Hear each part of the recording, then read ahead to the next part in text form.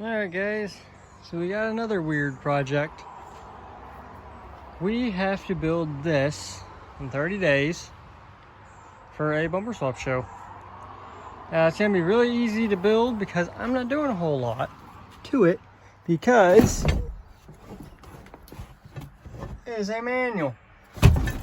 So it is not worth doing a whole bunch of stuff to. So I will explain all of that in a bit.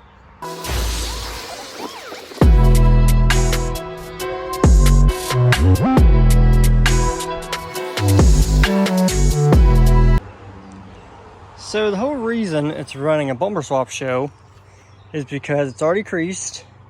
I want to run no flats. And overall, other than it being a manual, it's a really tough looking car. If anybody watched my previous channel, Demolition Journey, I derbied a 5-speed manual Toyota Echo. It did all right. I think it could have went a little bit better, but you know, it was my second car I ever derbied. Built it myself, no help. Just trying to get some power wheels out of the way. Another reason I'm not too excited about doing a whole lot of work to this thing, because the engine bay takes up so much room. Like right here is all these plugs. I think I can move these. I'm gonna give it a shot. But I'm probably gonna loop kit. I'm gonna clean off all the electrical as best as I can off this corner. I think I gotta keep this entire air filter because I believe that is the mass airflow sensor, which I probably need. Fuse block. It has wiring going up each fender flare. And I can't seem to locate inside. But the last time I messed with this was 8 months ago. So yeah, it's got the twin cam, 24 valve, V6 3000. It feels like it's got a lot of power. I drove this thing home, by the way. It feels like it has a lot of power, but I feel like the transmission just isn't transmitting the power. They told me the clutch is only a year old in it. That might be true. All depends on how they drove it. I know it was owned by a guy who likes to race. Notice how I didn't say racing guy. A guy who likes to race. Used to race, probably. The better term. But I'm thinking he was pretty damn hard on this clutch. Strut tires are pretty decent size. I have little hands, but seems like a decent sized strut tire for this style car.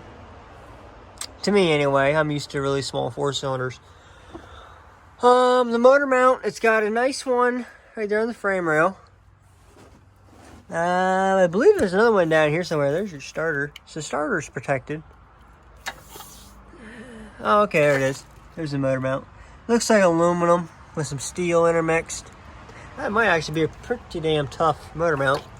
There's another motor mount in the front, kind of like a Camry. But it doesn't have a subframe. Some people might say it has a subframe. But all it has, see it's got a big rust spot right where it comes to. But all it has is this piece right here that runs the whole way back. I don't know if you can see that, but it's just one little piece in the middle runs all the way back. And the motor bolts to it front and back.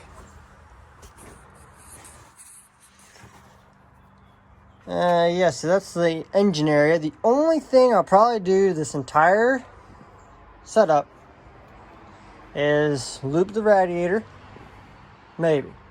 Probably going to, because just going to send it front end first. Move as much electrical as I can. I don't think I can move much. Spray foam it all in. Same with that side. I don't even know if I'm going to bother looking for the limp mode sensor, to be honest. Because I literally just want this car gone. It's taking up room. I need room. So it's going for a little trip to the Derby. I got to put a bumper on it. The original bumper was aluminum. There is, I believe, the training lines. These right here, I believe. They could be power steering lines, but nope. Those would have to be the training lines. Huh. Really thin rad support. Probably going to keep the condenser in here just as like a meat shield. And that will be the front of this thing. Interior wise, I will have to run my battery cables. I'm hoping these tires fit on it, but I'm not 100% sure if they will or not. And then it will be getting a post-to-post bar, probably from door to door actually, and a bar up and a bar across for a rollover bar. I probably will put a door bar, driver's side and passenger side, just because it's a bumper swap show and you're allowed tubing. So who knows what's going to come through the door panels. We're just going to 9-wire the doors.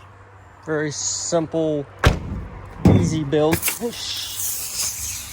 Well, if you ever wanted to know what happened to a monster when you drop it under pressure, that was one of my favorite ones too. Well, I smell like orange dreamsicle now. I'll try to drink some of that here in a little bit, if the bugs don't get to it first. Yeesh. But yeah, it is. I gotta check the rules about that. I already cut it in the back just to start getting the back end to start coming up. I don't think I'm gonna get to use the back end much.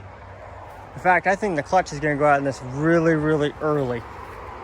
So I'm gonna use the front end as much as I can. And that'll be that. The whole dash is staying in it. I might even keep the door panels in it. That's how unmotivated I am to build this car. The key has a chip in it, like a big computer chip in it, so I gotta keep everything that I possibly can. This is a tank out of another car, but I'm still on the fence about it. But I think I'm going to run the factory location tank. Just because I don't want to do any more work to it. I don't want to put more money into it. And that's one of the things I dread doing is gas tanks. Just because I have to deal with all the gas and my pumps and all that. The only problem is that gas tanks, it's really close to the ground. It's not on the ground, but it's pretty close. So, but I am allowed to run a skid plate, so I'm tempted to try that. But I believe these back axles would do awesome in a demolition derby. That is just a solid piece of pipe between both back tires. It's got a control arm, like a Jeep Liberty, if anybody knows those.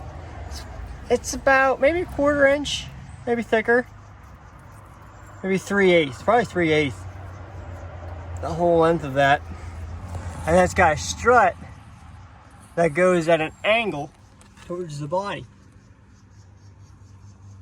So I think this back end, this back axle setup is going to be amazing. If I do burn the clutch out of it, I probably will just park it to the side. And if I ever get another one that's got automatic in it, I'll smash the car up and then steal that automatic transmission. This was going to originally go to a weld show.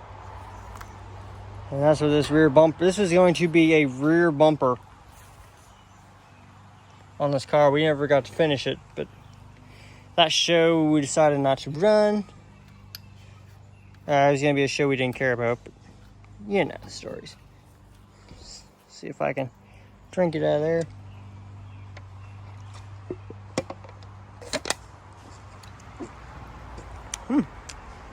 Not bad, actually.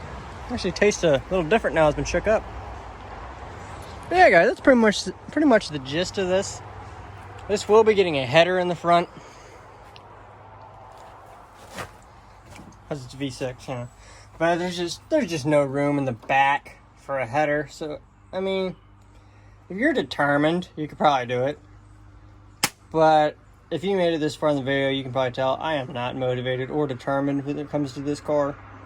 I literally just want it going.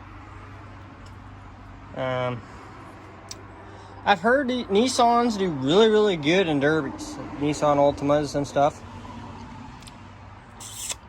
But that's all I can think to say on it right now. If you guys are interested in a certain feature on it or something you would like to see done to it, let me know in the comments. Might be interested in trying something. But I think it's going to be all line wire. I think we might be... Nah, we're probably not allowed a back window bar, which would be nice, but I don't think it's going to happen. So yeah, guys, and this will probably run with a V6 Pontiac G6. Look those up. Everything in them is freaking aluminum, but it went into security, so we bypassed the injectors to where it's hooked up to an electric gas pedal, and he's running wide open. When he hits that gas pedal, there is no rev limiter. Like, we're talking redlining the RPM gauge, and it will stay there. And because he did that, it no longer has limp mode, it no longer has security, it no longer has rev limiter. None of that stuff even exists on that car, which that will be a whole nother video. But yeah, guys, so both cars will be in there for Mad Dog. So stay tuned, follow along, and see how these cars get built up.